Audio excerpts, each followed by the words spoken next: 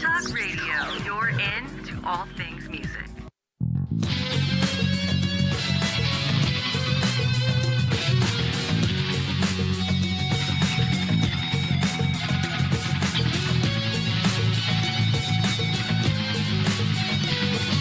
Welcome to Sharpen the AXE. Explore the bleeding edge of guitar and bass gear. Discover a sound uniquely your own and cut through the noise. With your hosts, Eric Lucero and Paul Berezetsky. Hey guys, what's up? Welcome to another episode of Sharpen the AXE here on EnterTalk Radio, powered by Pitbull Audio. I'm Eric Lucero. And I'm Paul Berezetsky. And today our featured guests and featured products are Ernie Ball and Music Man, who've both companies pretty much been around forever. Ernie Ball making strings since I really don't know how long, but a long time. And Music Man was actually Leo Fender's venture after he sold Fender to CBS in the 70s. And they're still putting out great new products today. But before we get into any of that, how was your week, Paul? Pretty good. I've been actually waiting for this episode for a while. I've been trying to get this one going for a bit, and it's finally happened. It's today. I'm pretty pumped. Yeah, it's we have some of the newer stuff they put out recently in 2017, and I think a couple of these actually came out in 2016 as well. But they came out with let's see, the Cutlass, which Paul has in his hands there, which is a 3 single coil double cutaway, kind of familiar shape and look. Axe right there. I have in my hands. Beautiful finish too. Absolutely, yeah. And actually, the Annie Clark St. Vincent model here has the same finish, which is a limited edition thing they did called the Starry Nights, with this beautiful sort of kind of bursting blue, like glittery metal flake finish. Yeah. And where the whatever fretboard each of these comes with. In this case, they both have. At least this one has ebony. I think that is also ebony as well to go with the nice darkness and the really awesome finish. And they also did another cool guitar called the Stingray guitar, which came out, which I'm a huge fan of, which is kind of like a little bit like the Sabres they put out in the 70s, which are cool finds you see once in a while on Reverb or eBay. They also came out with 2 passive basses, the Caprice, which I have to my right here, and the Cutlass bass, which is sort of, precision bass-esque. Mm-hmm. But, and also there was the James Valentine signature model, who's a guitarist from Maroon 5. And, I think that pretty much covers what they've done lately. And also these 2 cool pedals here on the Ernie Ball side, the Ambient Delay and the Expression Overdrive, which we'll get to a little later. Mm-hmm. Now let's actually start with the one that Paul has over there in his hands, the Cutlass. This version, which is a Starry Night, has an alder body, maple neck, the ebony fretboard with a 10-inch radius, and the custom wound Music Man single coils, which also has their silent circuit system. So they're, of course, silent as hell. I'm not hearing any buzzing. Nothing. Right. No 60 cycle hum. Very cool. So how about you play and show us what the Cutlass can do?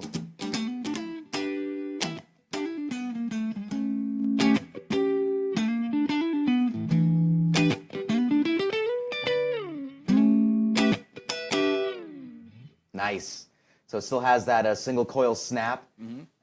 And none of the noise. I love that. And were you on the neck pickup the entire time there? On the neck, yeah. Let's try bridge.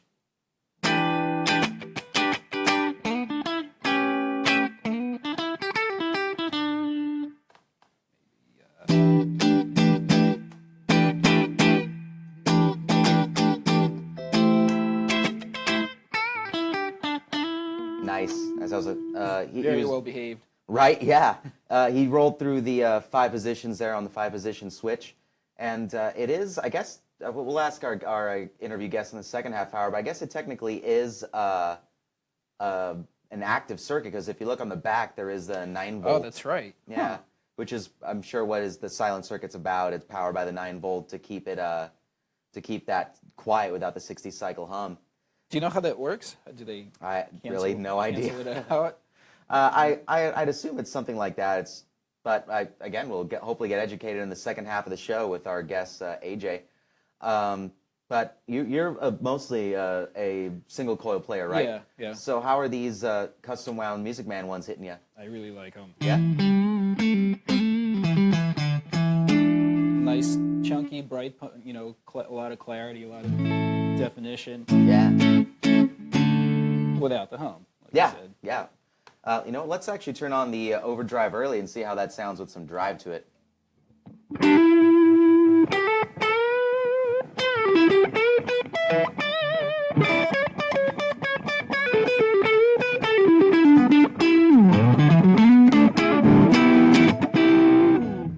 Nice.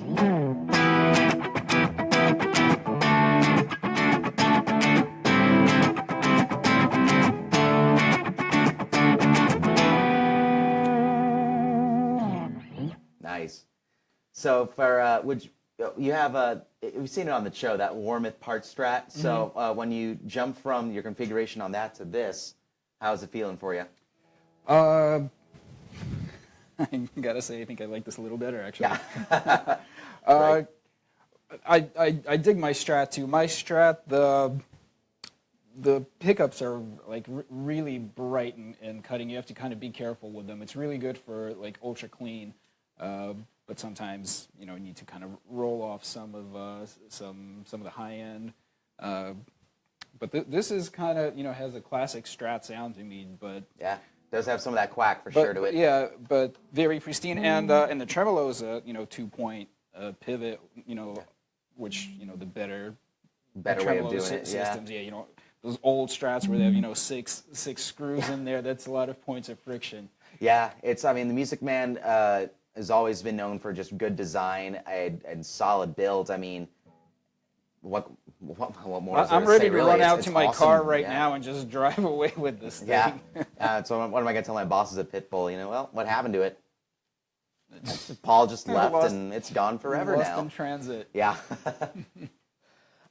Yours is not too shabby either. Yeah, this is a pretty neat one right here. It was designed by Annie Clark, who plays in St. Vincent, and she was in the Polyphonic Spree as well. But it is of her design. It's got a African mahogany body, a roasted flame maple neck. This version has the ebony fretboard. Usually it's rosewood. I don't think they do maple. And she has 3 mini humbuckers right here that are DiMarzio designed, and I think were custom to her. And just a 5-way switch here and volume. I love those and knobs. tone. Right? Yeah. They look like little fedora hats. Yeah. It's another neat, unique little take on this signature model right here. And the versions we've gotten in that aren't this Starry Night limited version have had a couple of them have had a complete 100% rosewood necks. That I think were also roasted, and the first one we got was like that, and I just fell in love with it immediately. This is one awesome, well-designed instrument. They're very smooth, fast necks. Yeah, that is one thing I'll show. No right here real lacquer quick. on it. There's some lacquer just on the Like on the headstock. On the headstock, yeah. Yeah. And then this is just It's like a satin finish for playability, which Yeah. a lot of companies are going for now, and Yeah. it's a cool trend. I definitely dig it. me too. And the first time I ever noticed it, I believe, was on Music Man guitars. And much like the Cutlass over there, this has the 2-point tremolo system here. Let's hear what this sounds like.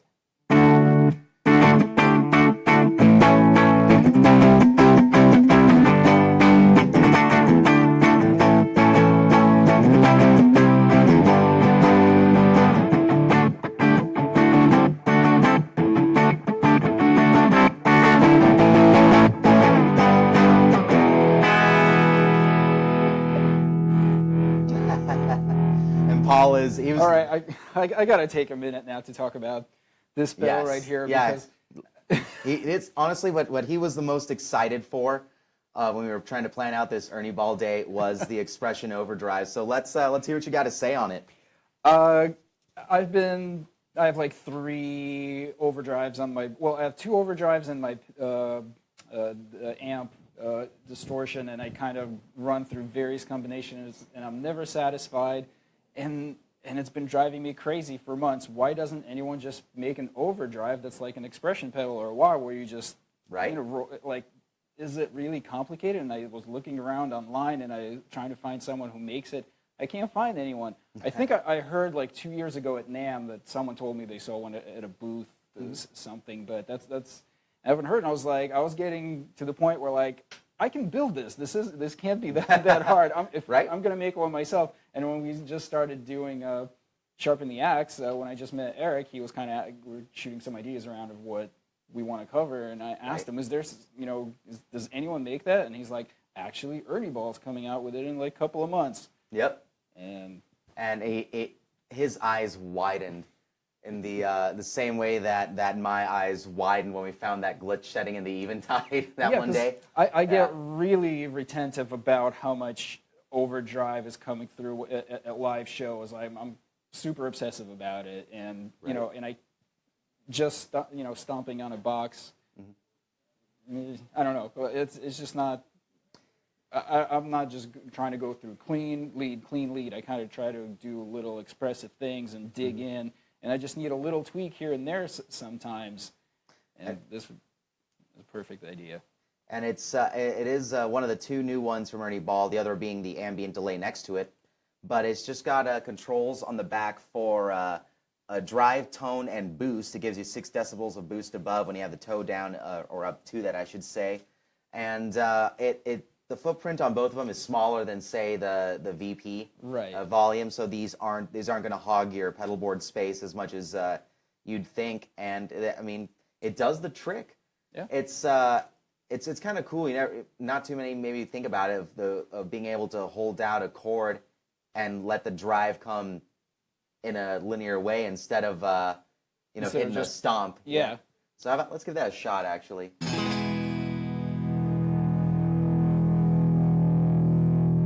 And at the top here, we do have the gain maxed.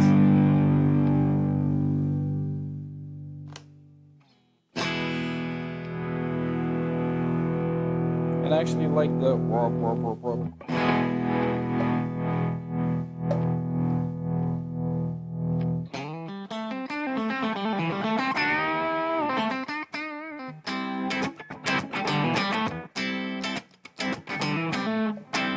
So I'll do clean on this, and when I do the riff, give me toe down. Sounds good.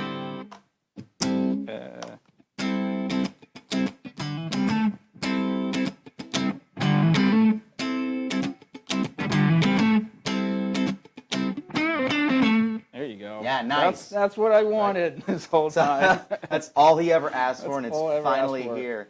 Now, how would you characterize, put the toe down, the distortion, the overdrive actually that comes out of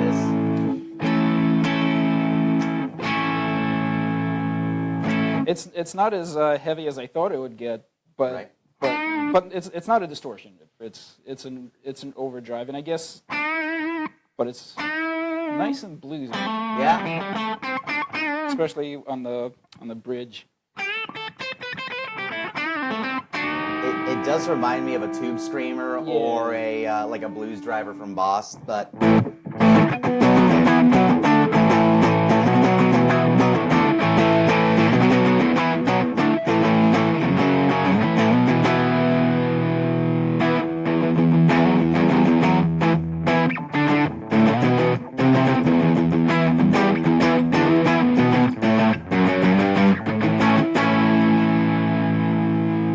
So you're not going to be getting the Marshall in a box sound from this. It's not super heavy.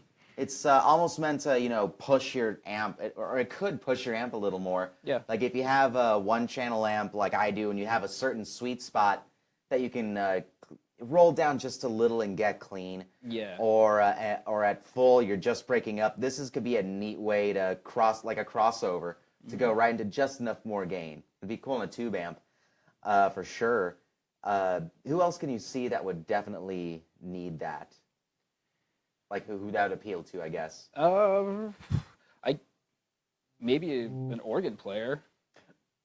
Wow, yeah, I didn't even think about that. Yeah, I could definitely see some keyboardists having some fun with this. Wow, I almost wish we had a little keys right here in front of us to give that a shot. Now that'd be pretty cool. While we're at it, since we already got it here, let's check out the ambient delay as well.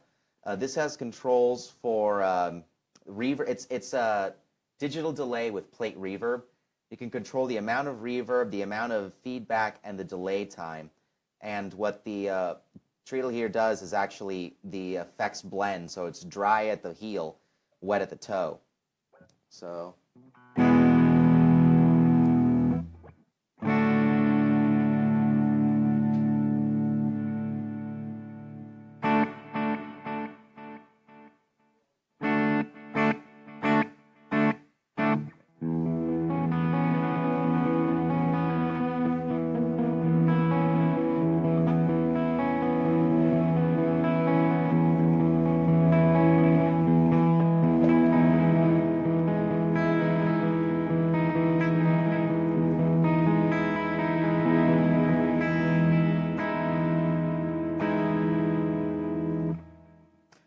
Pretty handy as well. That's right. Also another thing I waste time doing at shows is, dropping down on my knees and messing with the mix. Right, on my delay pedal.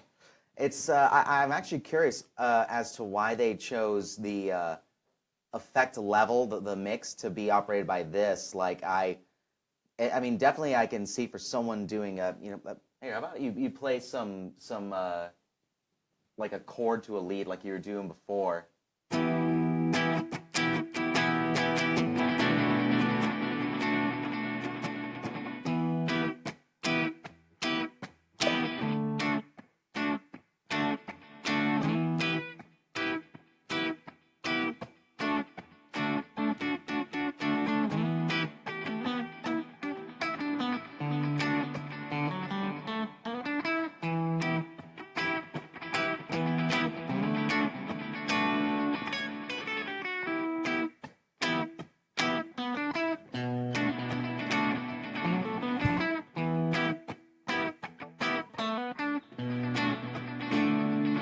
So I'm noticing here that even when the effect blend is down, it's still catching whatever you're playing and bringing it up. So there might be a little bit of a, I don't know if I want to say a learning curve with this, but you got to kind of know how to use it, when to blend it in.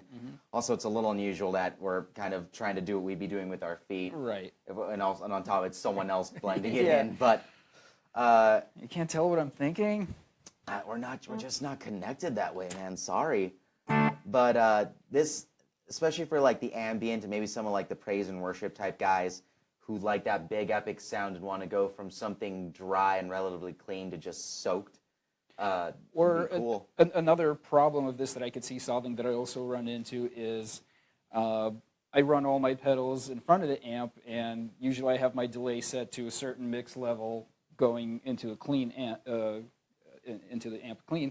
When I hit the amp distortion, now the delay is in front of it, and now the delay is like crazy big. So if I was able to dial it up and down based on whether I'm running an overdrive before the delay or the amp distortion after the delay, they give me completely two different delay volumes. So that would be handy in that situation as well.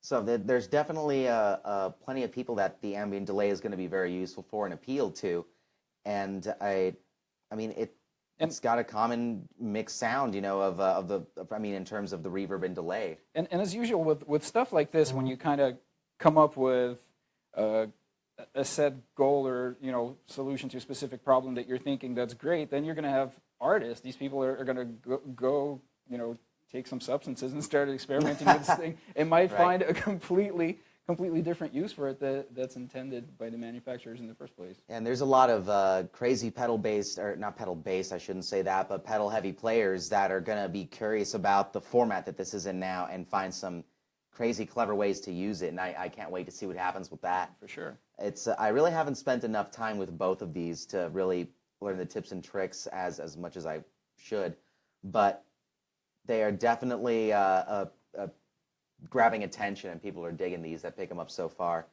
Really nice looking too. Yeah, like all the stuff here. Right? Yeah. Gorgeous. I gotta hand it to you, Ernie Ball. I mean, you know how to make some beautiful, beautiful instruments, and that play amazing and give great sounds. It's pretty awesome. Let's see, let's try it together, huh? Might as well, right?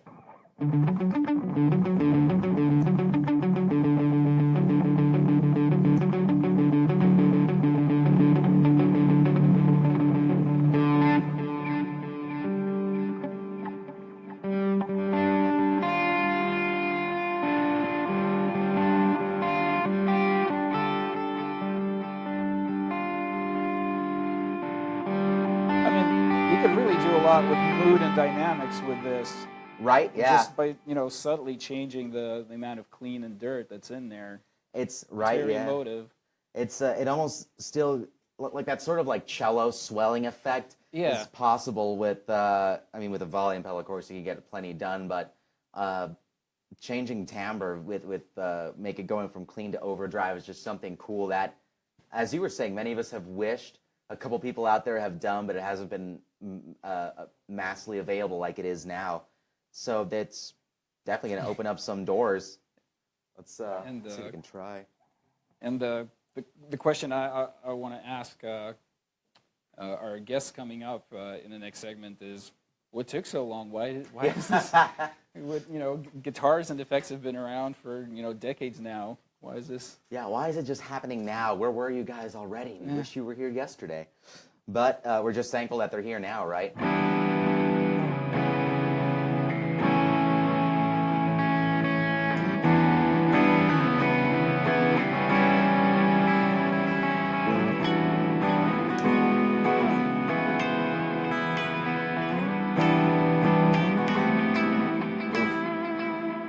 Like 4 times a show, I got to hit a bad chord right when we're starting to play together. I think I don't know what I was playing. But as much as I hate to put down this beautiful, beautiful, amazing instrument, I'm actually going to pick it up for a equally as awesome instrument. Music Man, of course, is known for their active basses like the Stingray, which has been around since the 70s. Man. What do they know about basses? Plenty. Especially if you're a thumb and slap guy. But they have come out with a pair of passive designs, the Cutlass, which is the bass brother to yours, which is very precision bass-like and has actually the same, they call it offset coil, but both of these are actually humbuckers anyway. And then there's the offset version, which is this one guy right here, the Caprice. And the Caprice here has a alder body, maple neck, rosewood fretboard on this one, the inline coil and the offset coil pickups. It's neck volume, bridge volume, tone, and 21 frets. This thing is pretty awesome.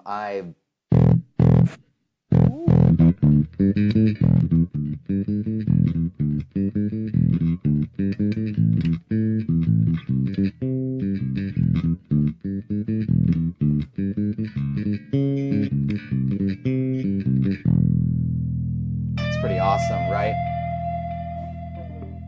Yeah, might as well jump in here. We'll do this. So that was both pickups up. Let's see what just the neck pickup this offset coil sounds like. Oof.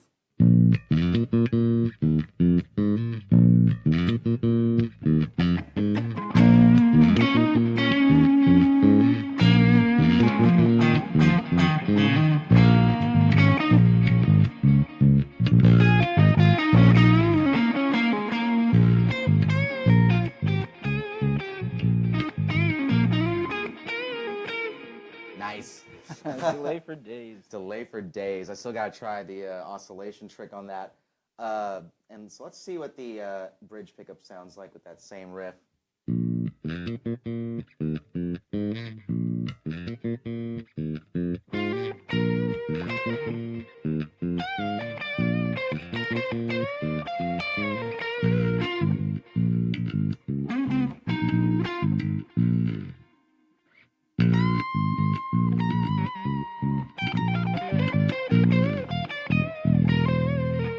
So this thing is actually pretty, it can sound fat or it can sound nice and trebly if you want. It's, the one in the bridge is very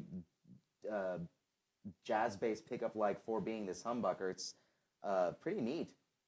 You know what, let's see how this sounds with a little bit of aggression. I think we got some drive going here, right? Go.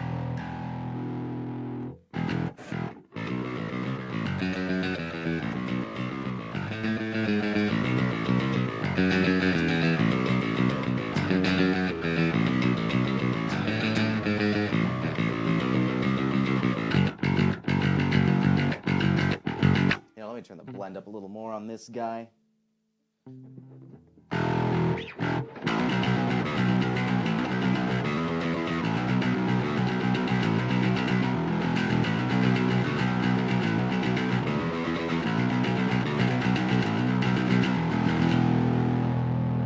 was bridge pickup all the way up, and then dialed back just a little on the neck. Let's try the opposite.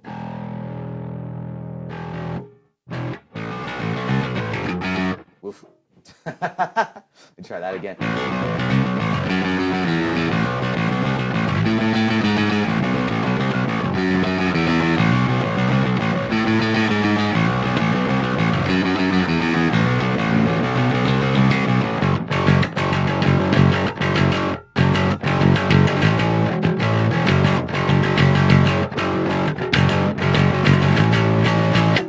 Yeah, so this thing can get aggressive. You can play rock, metal, punk, whatever you want on this thing, and it's gonna take it just fine. This neck feels rad. It's just like on the guitars. It's a satin finished on the back, so its playability is awesome on it. No slip, no nothing.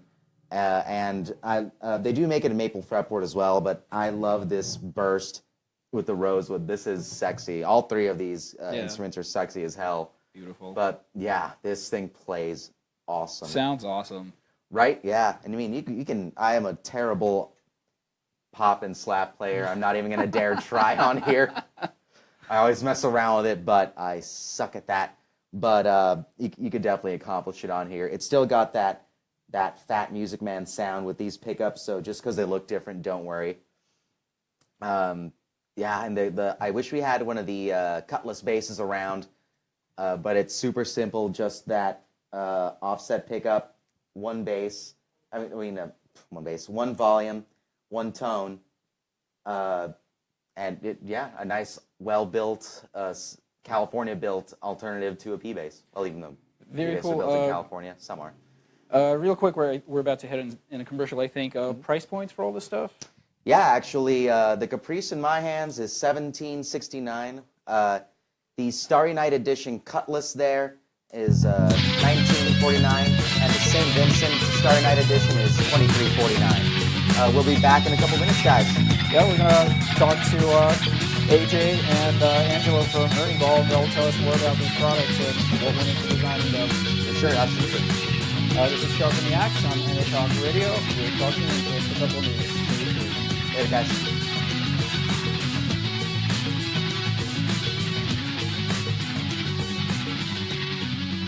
Are you serious about your music? Are you ready to run with the big dogs? The experts at Pitbull Audio have the gear to get you into the game. From leading manufacturers like Mesa Boogie, Fender, Pioneer, and American Audio. To sound your best, you need the best. Pitbull Audio can deliver in rehearsal, on stage, and into the big time. Dropping beats, shredding guitar, or making the crowd roar. Whatever you dream, Pitbull Audio can help make it happen. We are Pitbull Audio. We want you to play it loud. PitbullAudio.com. This is Jackie Bertoni from Jackie's Groove. Come join me weekly on my journey through the music business as I take you behind the velvet rope, interviewing industry notables such as Al Di Meola, Michael McDonald, and Al Jarreau, to name but a few. Listen to their stories on being in the studios recording #1 hits and onto the stages throughout the globe. Allow me to be your music historian.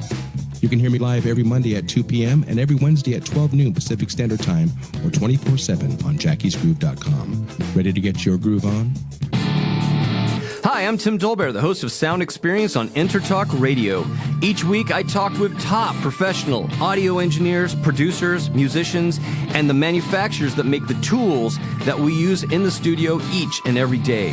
From capturing the perfect take to mastering your final release, and the tools and how the pros use them, we are going to dive deep into their process and learn from their experience. I look forward to you joining us each week on Sound Experience with me, your host, Tim Dolbear. Make this your vinyl night.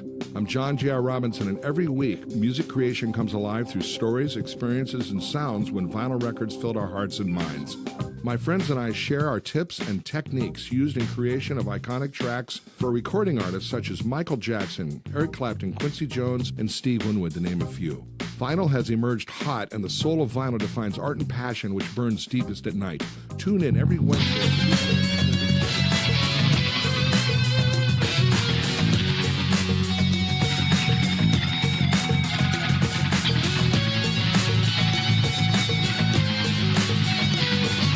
Welcome to Sharpen the AXE. Explore the bleeding edge of guitar and bass gear. Discover a sound uniquely your own and cut through the noise. with your hosts, Eric Lucero and Paul Berezetsky. Hey guys, welcome back. This is the second half of the show. We're going to have AJ and Angelo from Ernie Ball and Music Man on the line in just a minute to give us some information on how these beautiful instruments came to be. Are you guys on the line? Yep. Hey guys, welcome to the show and thanks for being here. I'm still here. I kind of mentioned earlier that, like, say with the Stingray guitar that we don't have here, but it's kind of similar to the Sabre from the 70s, right? Just a little bit. Hello? Hello? Are you guys hearing us? Did we lose him? Oh, well, we lost our That's, yeah, this happens once in a while, I guess. But yeah, we did, we have Angelo and AJ from Ernie Ball and Music Man, or had them, to hopefully give us some history, but... Or play something. Hello?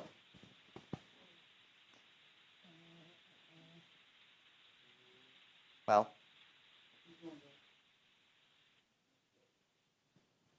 Yeah, totally.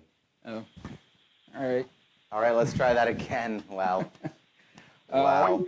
Oh, I think we lost somebody. Well, we got a crew there trying to get them back. Yeah. I guess for now we'll play around with these. I guess, right. But how does your history stand with Ernie Ball Music Man? Like any of their guitars or instruments? Have you ever? I've never owned anything. No. Not from them. No, I would like to now. For sure. Right. Yeah. But you've been using their, or at one point were using their volume pedal, right? Yes. Yeah. I did have the volume pedal. I loved it. Just it's kind of big, and I just ran out of space on my board, and something had to go. Yeah. But I love the construction of that, and these kinds of the way the chassis is. Right. Yeah. These are well designed. These are definitely solid and going to withstand touring rigors. But I mean, everyone at one point has owned the VP or VP Junior. Yeah. It's almost like a rite of passage, right? It's one of your first volume ones. You find it used somewhere probably. Hey, it's AJ. Hey, AJ, can you hear us? Hey, all right. Our guest is back on. Hello? How's it going? Hello, can you hear us? Hello? Hello? Hello, can you hear us? Yeah, I can hear him. All right, right on, awesome. Well, now that we got you on the line, AJ. So, what led to the development of the Cutlass and the Stingray guitar? Because I've always thought that since the Stingray came out, it kind of resembles the Sabre that was around in the mid to late 70s, right? Yeah, there we go. I can hear you now. Awesome. You're absolutely right. We had an old Stingray guitar and an old Sabre guitar sitting around the factory, and just decided, these models are too cool to let them just die off like they did in the early 80s. So we decided to kind of put our own spin on them and kind of figure out, why didn't they work initially? Because they look cool looking designs. Leo, did a good job then. And, with both of them, they had active preamps that boosted the high end, similar to what worked so well with the basses. It didn't work so well with the guitars. That coupled with being very heavy and, although they look cool, they weren't very ergonomic. They didn't feel as good to play. They were slab bodies. So that's kind of where we started and kind of took it from there. Yeah, I've gotten to play a couple old Sabre 1s and Sabre 2s, and they're some of my favorite things that Ernie Ball has ever put out, or Music Man has ever put out, and I still would love to own one someday, but I got so excited when I saw the Stingray, that they're back. I actually did the Sabre count as one of the first active guitars then? Yeah, the Stingray actually, Stingray guitar Stingray, yeah. was one of the first. Yeah, and then Sabre came either alongside it or shortly after it. Right on. Oh, I guess I've never gotten to play the original Stingray guitar then. But what were the important changes that you guys made in going to the new versions? Well, starting with the Stingray, we removed the active preamp. It was pretty cutting edge at the time, and everybody's trying to be real hi-fi at the time, and it doesn't really translate with guitar. Guitarists are kind of stuck in the 50s, 60s mentality. We still use tube technology today, and they weren't very warm-sounding guitars. So with the Stingray, we redesigned the pickups. Dudley Gimple, our in-house genius that's been with us since we acquired Music Man or shortly after, figured out, started wiring or winding pickups, and he came up with some pickups that we liked, and Drew Montel, who's our head designer at this point, took the body shape and did his own spin on it. And you'll notice the top part of both guitars, where your forearm comes over, it's not just beveled, it's radiused. When you look at that, it's not just put up through a belt sander. Yeah, it's really round, and it makes it really comfortable. We also changed the body wood of the Stingray. Before it was an ash body, and ash tends to be pretty heavy. Yeah. We've been using a lot of African mahogany the last 7 or 8 years. It's a very light wood. You think mahogany, you think heavy, but this African mahogany is very light, very resonant. We used it on things like the Albert Lee HH. And so those were two big changes there. With the Cutlass, the Cutlass came from the Sabre guitar, which once again had an active preamp that allowed you to boost highs and things like that. We went to a 3 single coil design. Once again, pickups designed by Dudley Gimple in-house. We produced both pickups in-house, both for the Cutlass and the Stingray. And just kind of tweaked it a little bit. Alder body on that one. We were wondering about this in the first segment, at the risk of getting too geeky. How do you cancel out the 60 cycle hum from single coils using some kind of a? We noticed there's a 9-volt battery in the back here, so there's the silent circuit, right? Yeah, the silent circuit. How does that work? Yeah, it's the second version of our silent circuit. We had a silent circuit that we developed in the kind of mid to late 90s that was utilized on things like the Albert Lee and Silhouette Special. This is kind of a revamp of that. It employs essentially kind of a dummy coil that you don't hear. Okay. When you have two coils together, it's in reverse phase with the main one. Yeah, cool. Exactly. Right on. That's awesome. Because we were both a bit dumbfounded by how quiet it really is. That for a 3 single coil guitar. Yeah, it works. It works really well, especially if you've ever A/B'd it, which we did, kind of turning it on and turning it off in house as we developed the guitar. It substantially reduces the 60 cycle hum.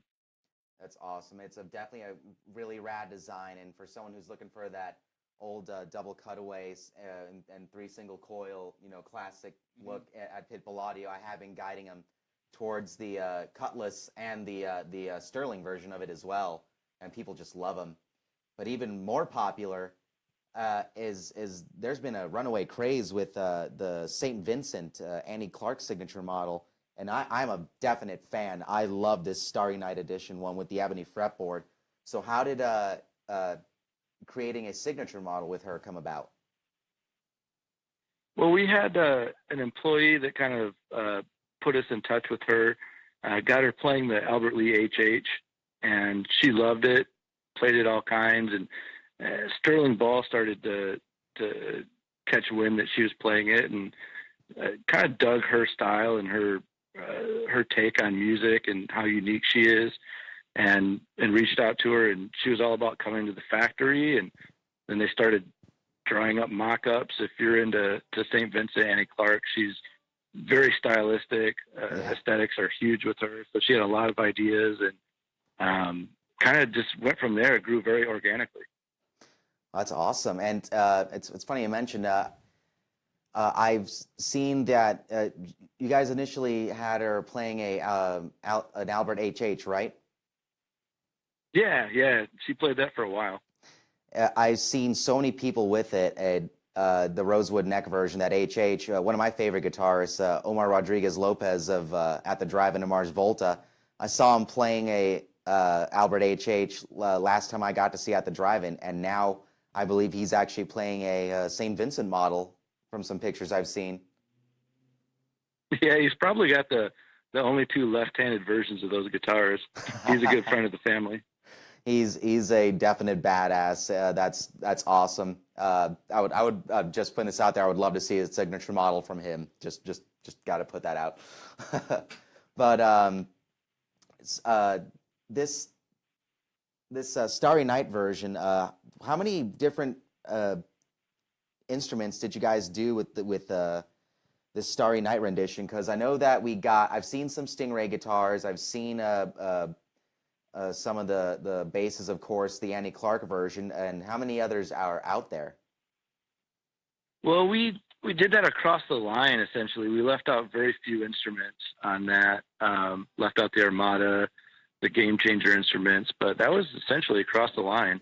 Right on. So anything that we offered, we took orders for about a month, and what's out there is out there. And they're going to be very, very collectible, and they play and look amazing.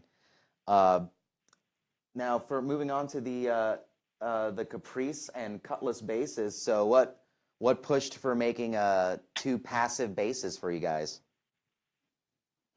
Well, one of our mantras at the company is that we make tools for artists, and we've always been known as a active bass company.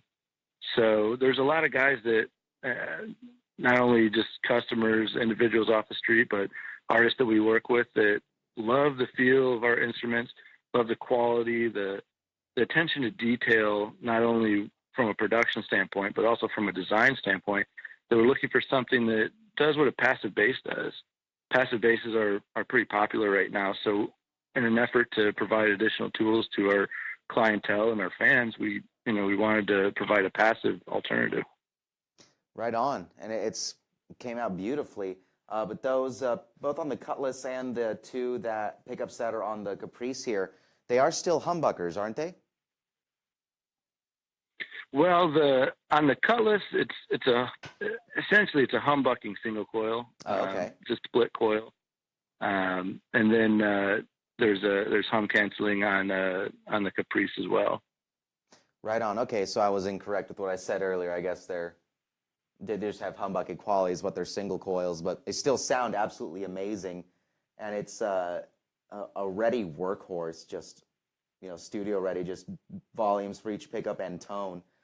Has anyone, any touring artists out there picked up the Cutlass or the Caprice yet we could see out on the road? Yeah, there's definitely a few guys. Tony Levin, Ben Kenny from Incubus, Ian from Newfound Glory. They're all playing different versions of the modern classic basses.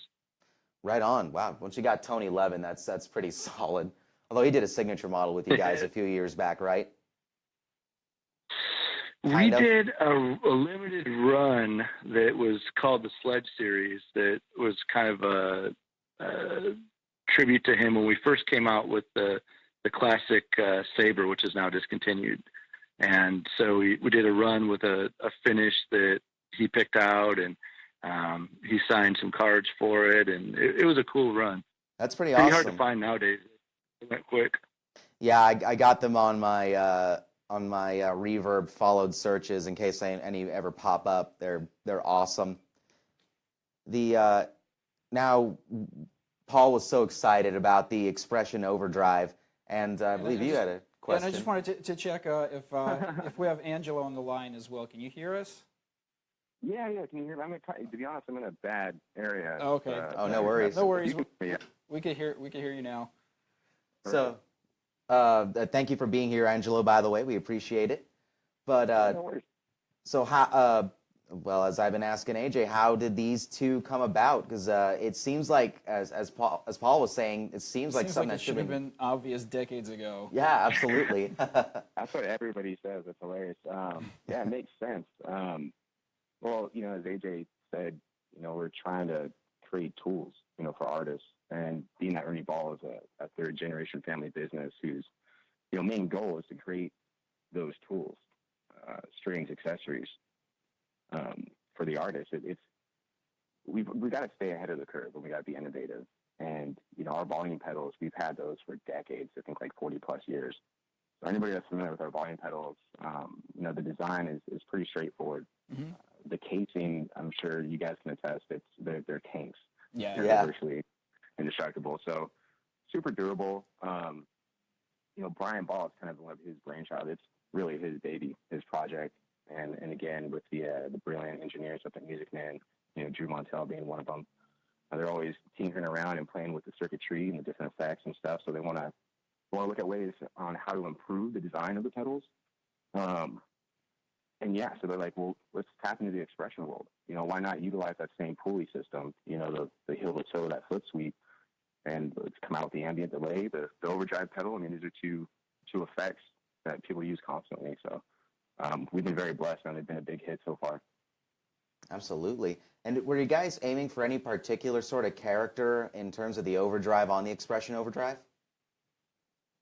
You mean like, are we gearing it toward a certain artist or a certain player? Or, certain type of sound or style, I guess. I guess so. Or, were you guys aiming for something that's mid-rangey, like a tube screamer, or were you trying to just something that will more push an amp? Kind of like that, but it's so versatile. I mean, I don't know if you personally have tried them out yet, but the cool thing about like the overdrive is it basically allows you to preserve like that dry signal, and then you can blend in all that Jover and signal over that. So you always maintain your dry signal while having full control over how much grit or dirt you apply to it. Mm-hmm. So again, using that heel to toe, I mean, you're in control of how much effect you put into it. Yeah, we've been messing around. Go ahead. Sorry.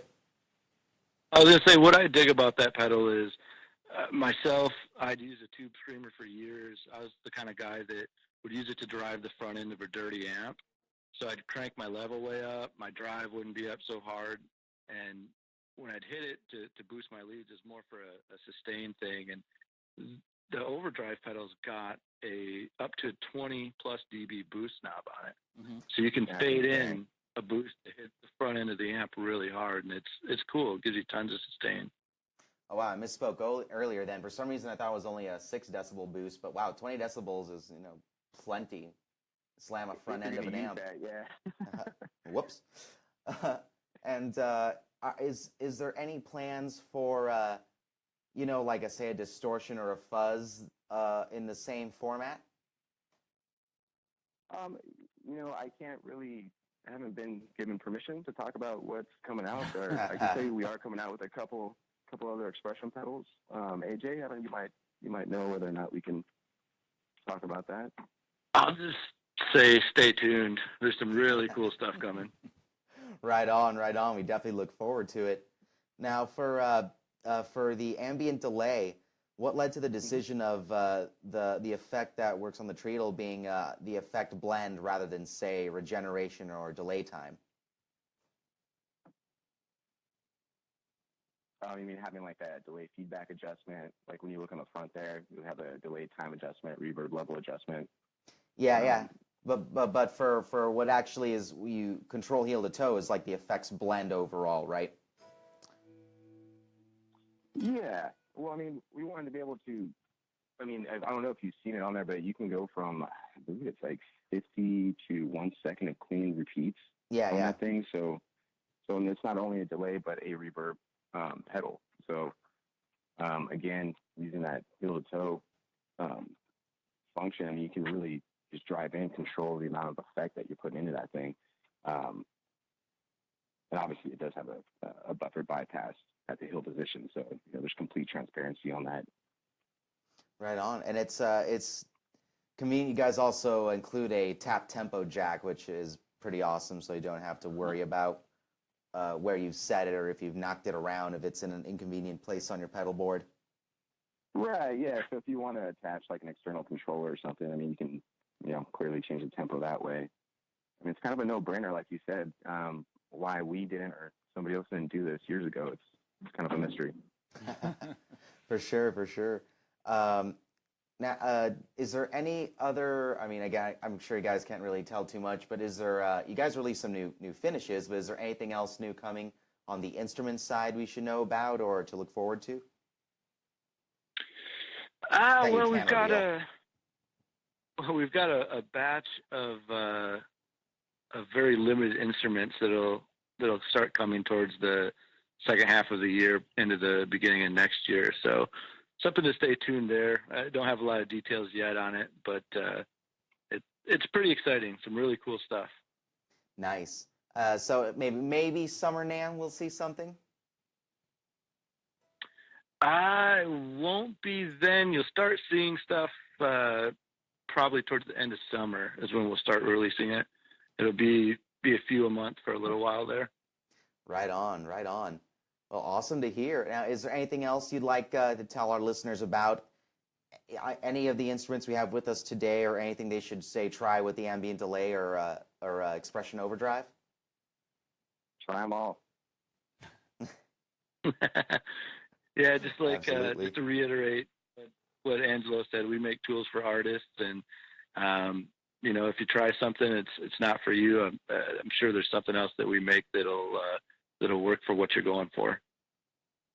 Right on, yeah. And when I was messing around with these pedals in the first segment, that's the first thing that really struck me is it kind of lets you express yourself artistically in a very simple way where you're not thinking about tweaking stuff. You can kind of have like a, instant feedback of what your tone is coming back at you, give it a little bit of adjustment, like add a little overdrive, add a little delay. It just creates so many possibilities for setting a mood or colors. It just allows the player to be creative. It's as simple as that. Yeah. Plus, swells are cool. They're just always cool. I mean, yeah. Now you got two different ways to do swells here. Definitely will help out. If things weren't hard enough, we'll throw a few other things in there for you. Awesome. Right on.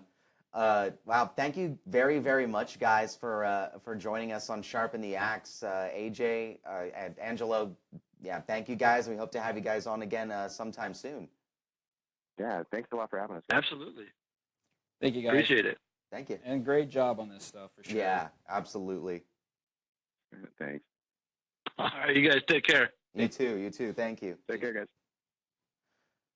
So who would you be trying to convince these about? Who do these... Nobody. This is going to be my secret weapon. I don't want anyone to know about this. So this episode is going to be... It's not going anywhere. I cut the power 5 minutes ago. Gotcha. We've been broadcasting to nobody. I'm not going to make it out of this room alive, am I?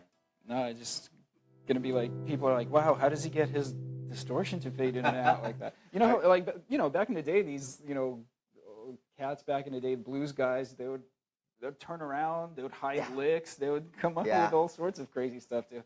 You don't want to just give away your secret weapons like that. I remember seeing photos of Radiohead with their pedal boards with covers over them, so you couldn't see what they were using. There's been a couple. And Josh Homme from Queens of the Stone Age and Caius was pretty secretive about his gear for quite a while. So there is something to be said if you got unique sound to guard a little bit of it. But thanks to the internet, all that is public. You cat's can out find of the bag now. Right. But let's you've been wanting to have so much fun with this. Let's just hear you do something on this.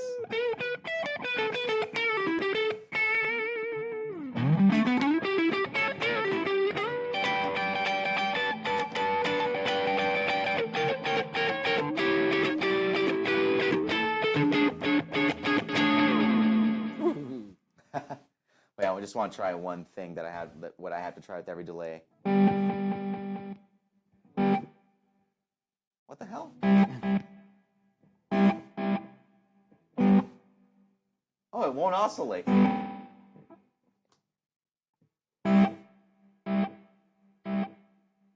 You know what? Also, no, damn. I have a gate going on this channel. I don't have access to it from here. It might be an aggressive gate that's cutting off the tail or something. Oh well, I can still have fun with it.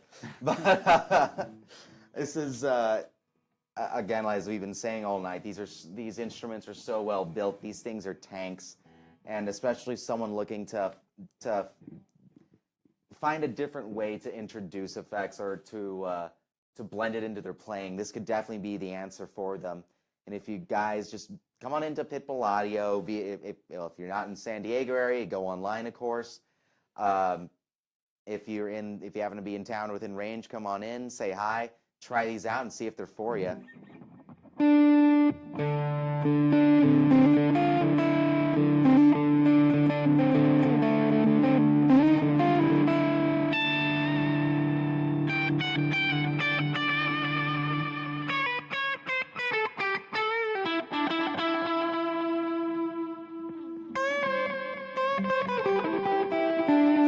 Very spacey delay.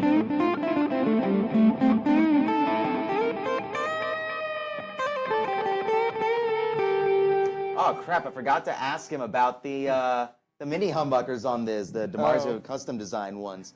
But these, I just gotta say, from the ones I've gotten to play, these things are thick voiced. They're awesome. I'm in middle position here with this, and I've always have a weird time with anything humbuckers in middle position, but this thing is sounding pretty neat. The Middle position, meaning just the middle one is on? I believe it is just the middle, yeah. I don't think it does like an S switching thing, you know, where it's neck and middle or. Oh, it doesn't do that. It's not. It's just the three-way selector. No, it's 5, but I figured 2 and 4 are just these two and these two. So let's see what that is.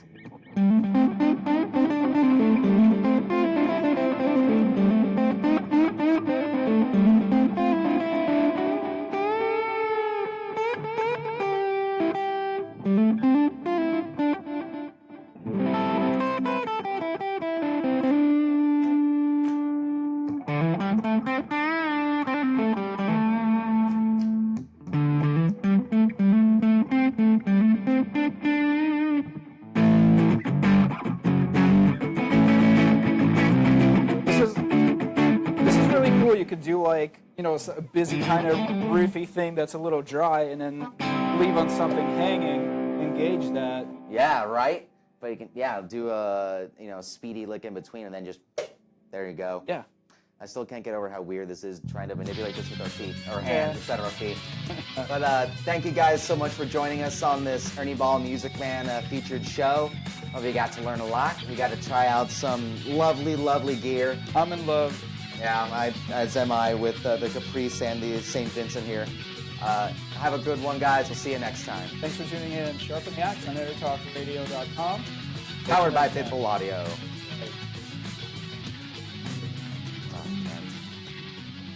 You know what's all around you every waking moment of your life? Marketing. You're choking on it. I'm Scott Robertson, and when it comes to strategic PR, branding, and marketing,